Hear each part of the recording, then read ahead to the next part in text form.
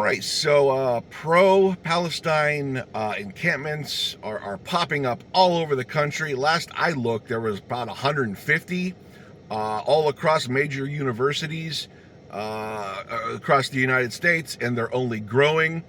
Calling for divestments from Israel, calling for the end of genocide.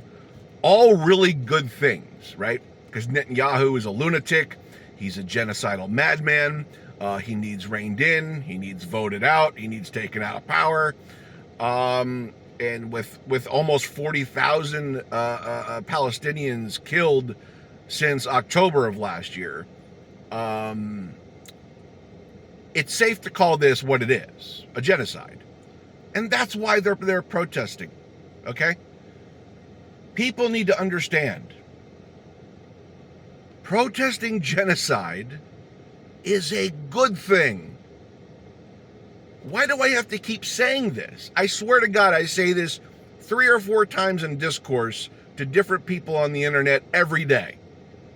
Completely forgetting the plot, completely ignoring the plot. Protesting genocide will always be a good thing.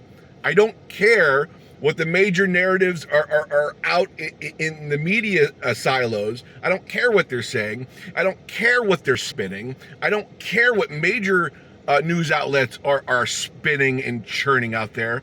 The bottom line here is protesting genocide is always a good thing.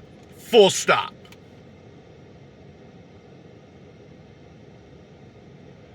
I have to keep reminding people every day that this is what these people are doing. These encampments, these protests, this resistance is a resistance against collective punishment via the Netanyahu administration, okay? This out of control, far right-wing government needs to be stopped, okay?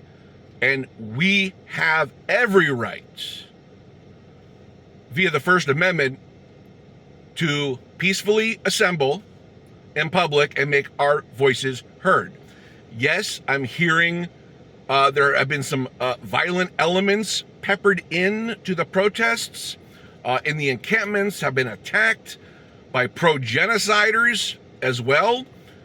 These things always pop up. We can look at George Floyd and the BLM protest. There was approximately 7% of those protests had elements of crime, had elements of destruction of property, and some criminal elements peppered in. Approximately 7%. Now that means overwhelmingly 93% of the BLM protests were peaceful. But we had a bunch of disingenuous media outlets focusing on the 7% that had elements of criminal activity. We're seeing that here again with the pro-Palestine movements, folks. Watch it in the media. You're going to see them focus on 1 or 2 events across the country where there are hundreds of peaceful events of the same nature. They're going to focus in on any which one of them that has a modicum of violence, of criminal activity. They're going to take those isolated cases, and they're going to blow them up and make the narrative all about those things. You're going to find that in right-wing media silos. You're going to find that in major CNN, Fox News, MSNBCs. You're going to find this across the board, from the internet to cable news TV. They're going to take these small examples, like they did with the BLM protests, and make that the focus, and they're going to tell everybody that this is what's happening exclusively. So be ready to combat it, because once again, like the BLM protests, these encampments are vastly peaceful, okay? So history's going to repeat itself. It always does. It's always trying to, okay? So we can be aware of this.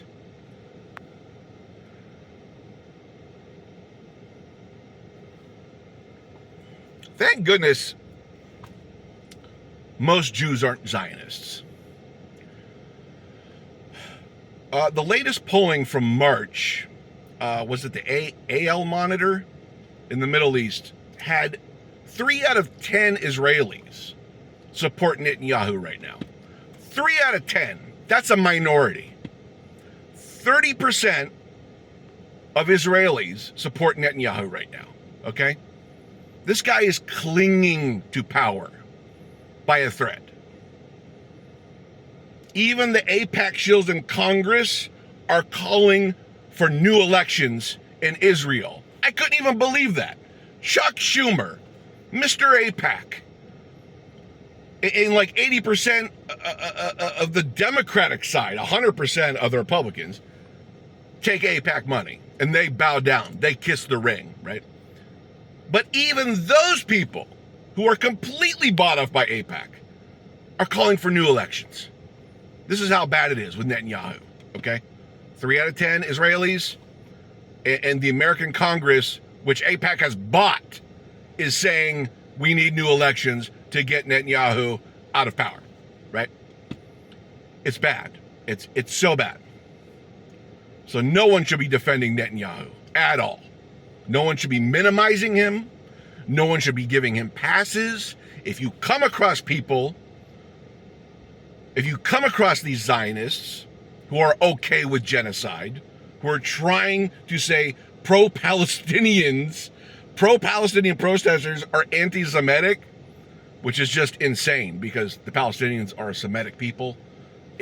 It makes no sense. It doesn't matter. They're throwing everything they can against the wall right now. We have to be aware of this. You come across these people, you put them in their place, okay? You tell them that the Jewish people deserve better than Netanyahu. Haven't the Jewish people already been through enough generationally since the Holocaust? Haven't they? Netanyahu single-handedly is setting the Jewish people back eons with their progress in the world. He has reanimated anti-Jewish sentiments like nobody I've ever seen in my lifetime. The Jews have been through enough. And that's why I'm so glad there's so many Jewish people who are anti-Zionist, who are Jewish voices for peace. Man, I love these people. They understand. They understand Netanyahu has to go. They understand a genocidal response isn't helping anybody and has only destabilized the lives of Jewish people across the world. And it's sickening. We should be outraged that this is happening. Everybody. All right, I'm done ranting. It's such a beautiful day. I'm going for a walk. I'm going to enjoy my day. I hope you're doing well. I hope you're having a lovely day. Leave me a comment down below. Let me know what you think about this video. Subscribe, leave a comment, and I'll talk to you soon.